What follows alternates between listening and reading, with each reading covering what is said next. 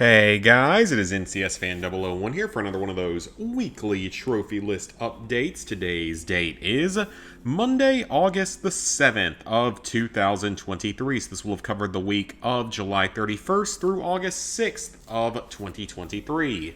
This was a very productive week overall that I was very happy with. So let's go ahead and jump right on in because there's quite a few games to talk about this week.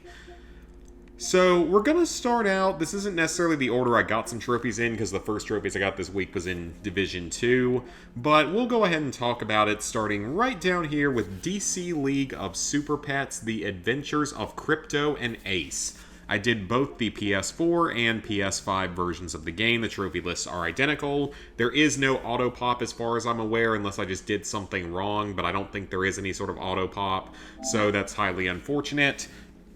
But this game is currently free on PS Plus. I guess it's through the collection or something, or through one of the tiers of it. This was voted on Friday during my live stream, so I let people vote on which kids game to play on both Friday and Saturday, and this game won on Friday. Unfortunately, it is very, very bad. So the game is basically a rail shooter of all things, which I guess makes sense to someone out there in the world. But the game's basically a rail shooter, and it's not very good. I mean, it's extremely repetitive environments. There's not a whole lot of different enemies. There's not a whole lot of different attacks or anything like that. And it's just really repetitive and boring. The main problem, though, is one trophy toward the bottom, but most of the trophies are pretty easy.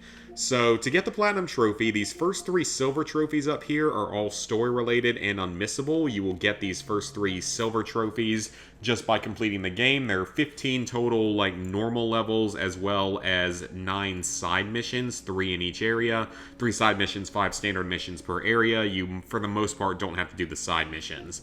So complete the 5 story missions in each area to get the first 3 silvers, and the first 3 gold trophies, as well as our next 2 gold trophies, all have to do with fully upgrading everything in the game. So you have to fully upgrade your health, your stamina, and your 3 different sort of specialty abilities. You can pick one of these 3 specialty abilities per playthrough of any particular level, so you just have to fully upgrade all of them, which you will do by getting points at the end of each level when you complete it for the first time, as well as from the adoption mechanic, which I'll talk about in a second here.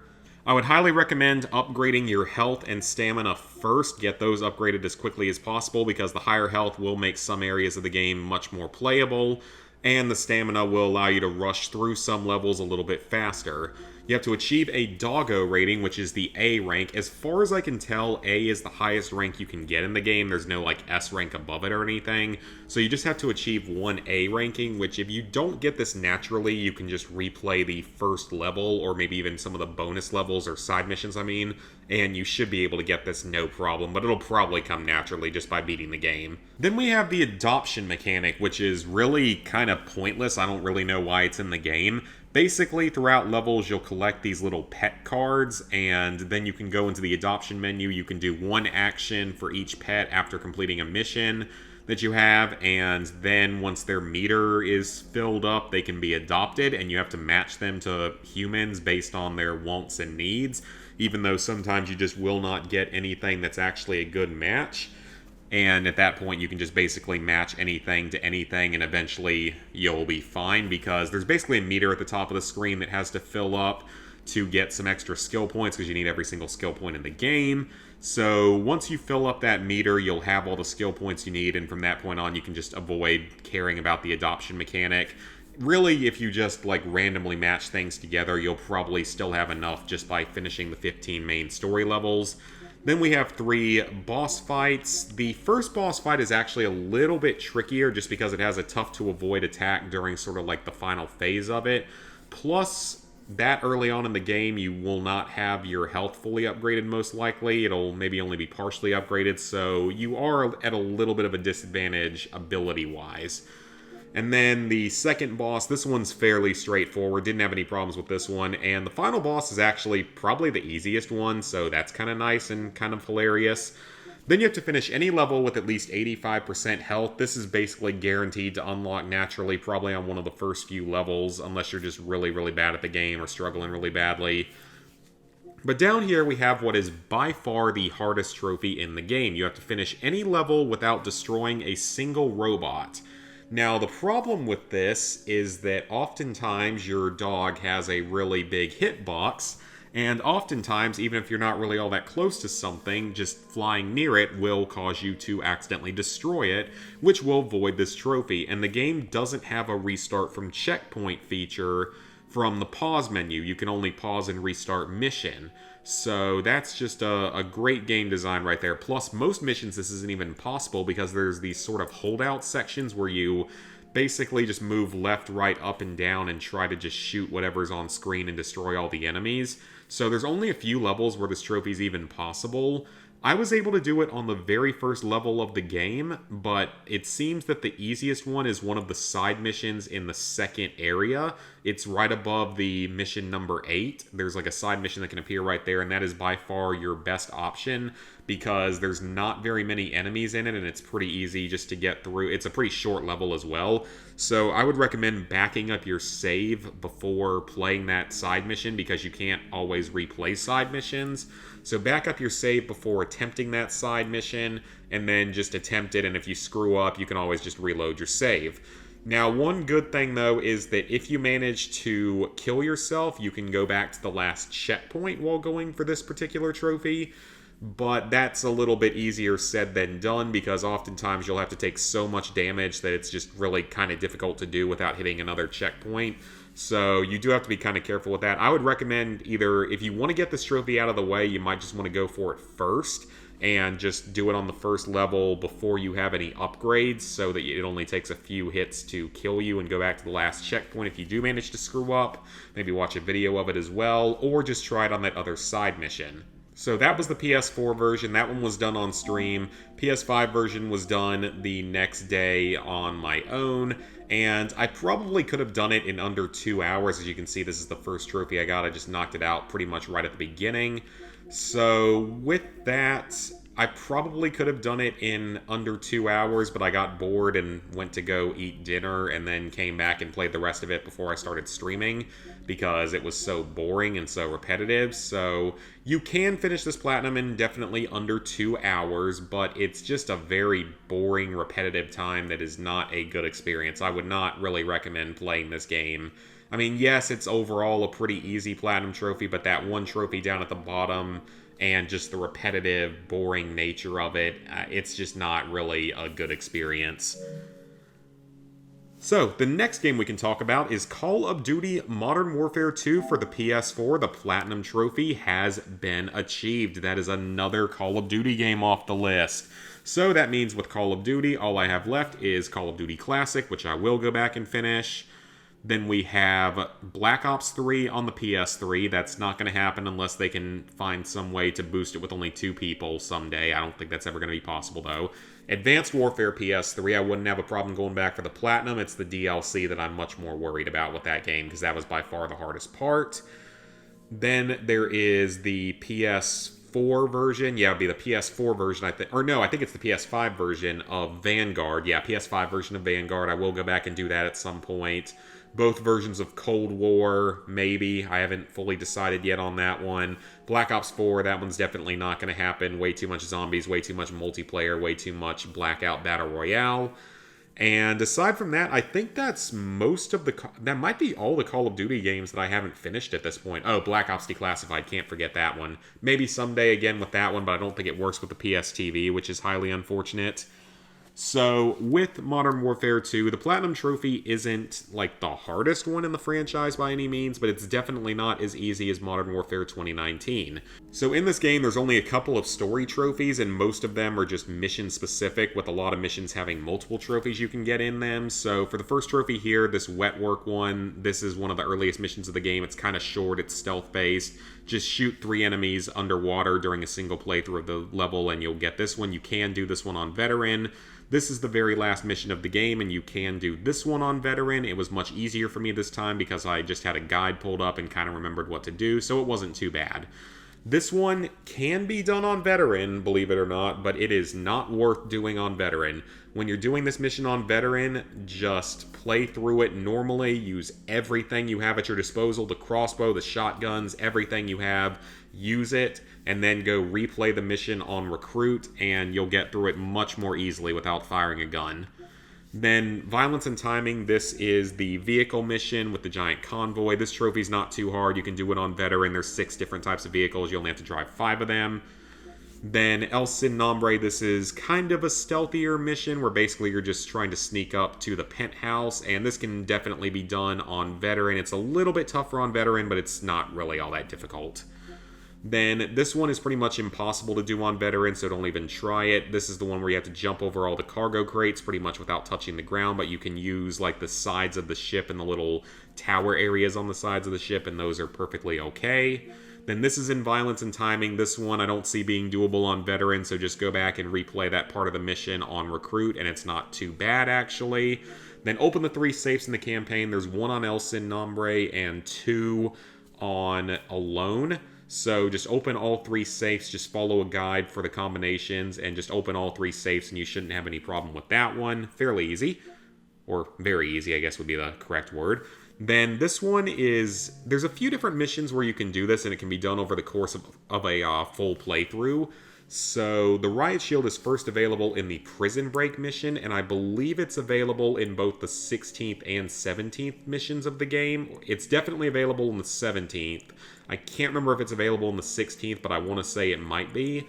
But just kill any 3 enemies with the Riot Shield, and you'll get this trophy. That one's very straightforward. The Prison Break is definitely the best place to get it, though. Then this one is, you can do this one in several different missions. Wet Work is a good chance to do this one toward the end. There's also that room at the very beginning of Dark Water that's a good place for this one. Fairly easy trophy overall, shouldn't give you too much of a problem. Then the Ghost Training, shooting all these targets is really, really annoying because you also have to contend with the tank firing at you constantly. You definitely want to make sure that you have an infrared weapon. That is highly, highly recommended. That makes this much more doable. I also do not recommend doing this one on Veteran. It's much better done on Recruit because that last part is already kind of annoying on Recruit and very annoying on Veteran. Killing the enemy in the porta potty, this is done on the Dark Water mission pretty early on, and it was the last trophy I got in this version because I knew I could get it last. It's a very easy trophy. Then this one is not too difficult, but I would definitely recommend doing it on Recruit so the enemies have a little more trouble seeing you. It's not too hard, it's just the fact you have to kill basically every single enemy during it that makes it a little bit harder. Then this is at the beginning of the Prison Break mission. It's not too bad. It only took me 1 try on the PS4 version. PS5 version took me a few tries, but it wasn't bad at all. Then this one has to be done in Prison Break. This one's kind of buggy. It won't always seem to unlock when it's supposed to. It might seem like you did it and then the trophy just doesn't unlock for whatever reason. So this one can be just a little bit buggy, or maybe just certain things don't count as a full-blown kill. I don't know. It's not too hard, but it's best done on Recruit just so you can take some more damage. Then you have to finish the campaign on Veteran as well as finish the campaign on any difficulty. We'll come back to those. You have to complete the Recon by Fire mission. This is the all gillied up type mission without triggering the alarm. This one's really actually not all that hard. As long as you just listen to Captain Price's commands, you shouldn't have too many problems with this one. So back to Veteran mode. Veteran mode in this game, of course, is horribly, horribly designed compared to many of the other Call of Duty games, because in Modern Warfare 2019, you could kill enemies in 1 or 2 shots, and even though they killed you in 1 or 2 shots, you killed them equally as quickly, so it felt pretty balanced. This time around, every other enemy has a ton of body armor on and takes like 20 shots to kill, which makes it so much worse with how quickly you die and all. So from what I remember, some of the hardest missions, like some parts of that vehicle mission could be annoying. There was some parts of the mission where you're on the US border is problematic. Alone is definitely problematic if you're trying to go for that other trophy with it, but it's not as bad if you're just only going through it like normally on Veteran. Then the last 2 missions of the game are both pretty annoying at different times, especially the final sort of section where you just have to build traps to stop a missile from launching and kill 2 armored enemies. It's such a stupid way to end the game. Definitely, overall, was not a fan. Also, they throw a lot of grenades in this one. It's not as bad as World at War, of course, but it's definitely worse than a lot of other games. So yeah, not a fun experience at all on Veteran. And then you get the co-op, which is also terrible, because the Spec Ops missions are nowhere near as well made as the old school Spec Ops from OG Modern Warfare 2 and Modern Warfare 3. So with this, there's only 6 trophies in Spec Ops because you only have to complete the first 3, like original 3 missions with 3 stars. And for low profile, you have to complete it in 15 minutes. This is actually very easy. Denied area, you have to do it in 16 minutes. That's not awful if both you and your partner actually know what you're doing. I was able to get this one done with a random, but it took quite a few tries to find one that was capable of playing. Low profile and Defender Mount Zaya I did with a random partner that I found on PSN Profiles. He wasn't that great at the game, but I don't think he'd ever played it before, so that's, I guess, to be expected with that. With Defender, you have to get through it without more than 3 bombs being planted, so it's not too bad, but it still took us a couple of tries.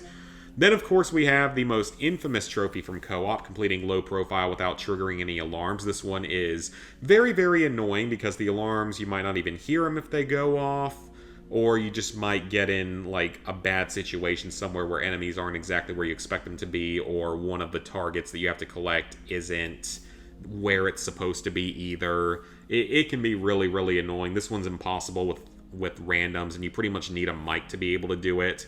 But thankfully, Reese was able to jump in and help me with this one, so I will link his channel either in the description or a pinned comment. Then just earn 1 star in co-op will come along the way with the others, and the 20 intel fragments. This one is the only trophy that kind of auto-pops in this game.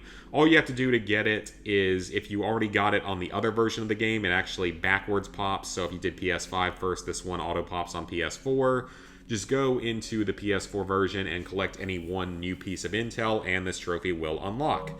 So yeah, was not a fan of Modern Warfare 2, but at least both versions are done, and I don't ever have to think about them again until whatever the new Call of Duty game is that comes out in probably a few months, because it's supposed to be Modern Warfare 3. Next up, My Little Pony, a Maritime Bay adventure. This was another children's game that was chosen on live stream on Saturday. Actually, it tied with a different game that I will be streaming probably in a couple of weeks from now. But it won the coin toss, so we just went ahead and did this one. It is at least kind of a shorter kids game. This one can be done in about 90 minutes to maybe 2 hours at most. So it's a fairly short game, and it's very, very easy. It's much easier, much more straightforward than DC League of Super Pets. It's also not broken like that one trophy in DC Super Pets is. So to get the Platinum Trophy, most of the trophies in the game, pretty much everything through here, I believe is unmissable and story-related. So it's like reclaim your backpack is the first thing you pretty much do in the game very early on. Then you have to fix the bridge by like finding a couple pieces to build it with, and then you go back and build it. Then this is for finding the 3 rabbits and feeding them in the next area before you get to the actual town. So like I said, I believe that's a story-related trophy for completing some of the main quests in town. Basically, the game is just a collection of fetch quests of taking one item from one character to another character, as well as a handful of mini-games that are actually replayable from the main menu.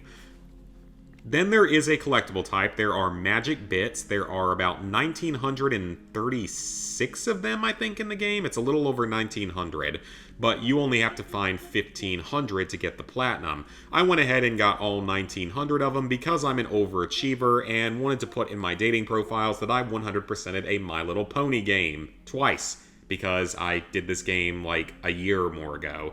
Except the last time I did it, I was really drunk, so it was at least more entertaining that time. And I still got some entertainment value out of this thanks to my chat being real active with it. So the Magic Mirror, I think this trophy is unmissable. I think you have to change into like a badge at one point to be able to access one of the later areas.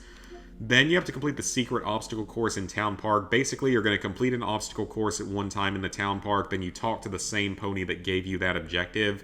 Talk to them again, and they will let you complete a secret course using the roller skates, and that's how you complete this trophy, as well as get some extra magic bits.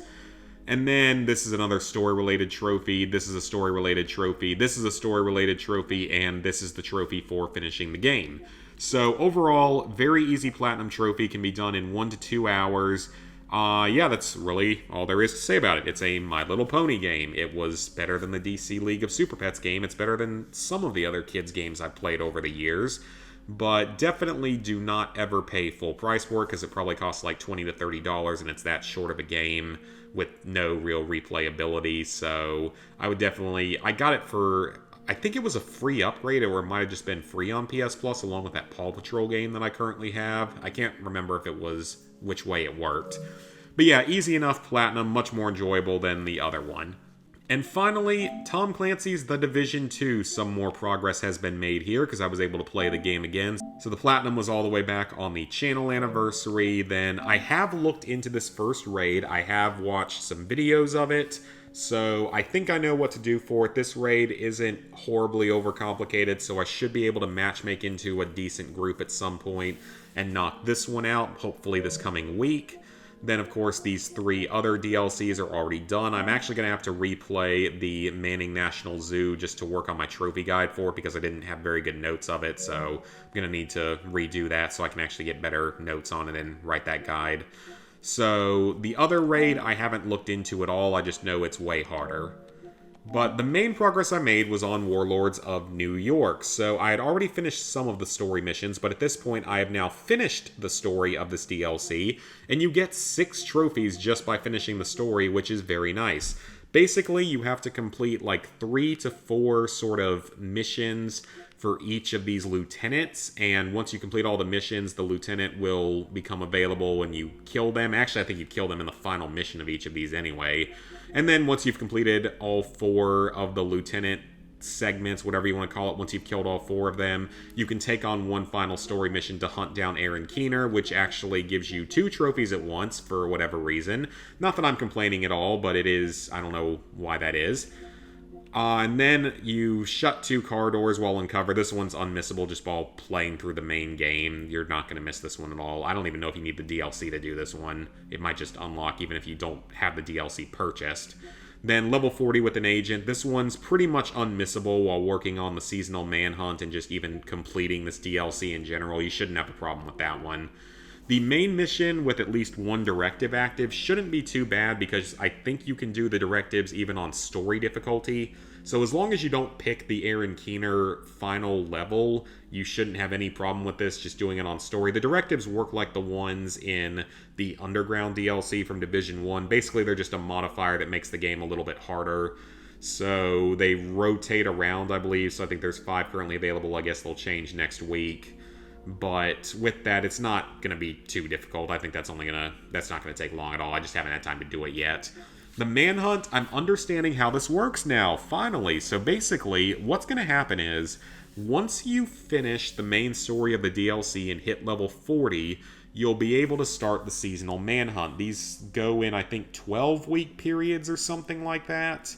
And once it begins, you can travel back to Washington, D.C., and you'll have 4 lieutenants somewhere around the map that you have to hunt down. And for each one, you have to complete, I think it's 4 different sort of objectives around the world before the final objective to hunt down the lieutenant becomes available. So those first 4 objectives can either be control points or they can be actual bounties throughout that world. And I think it automatically forces you to play that stuff on hard, which is kind of annoying at times.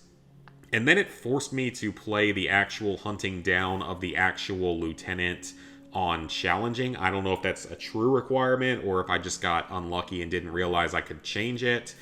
That's going to be pretty tough because challenging mode is definitely very challenging. It's much harder than hard mode.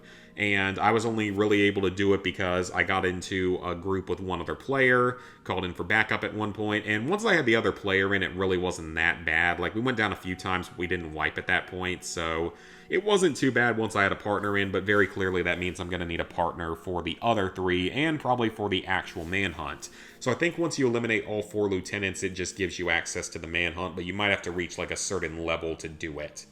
So yeah, that's Division 2. That's the progress made.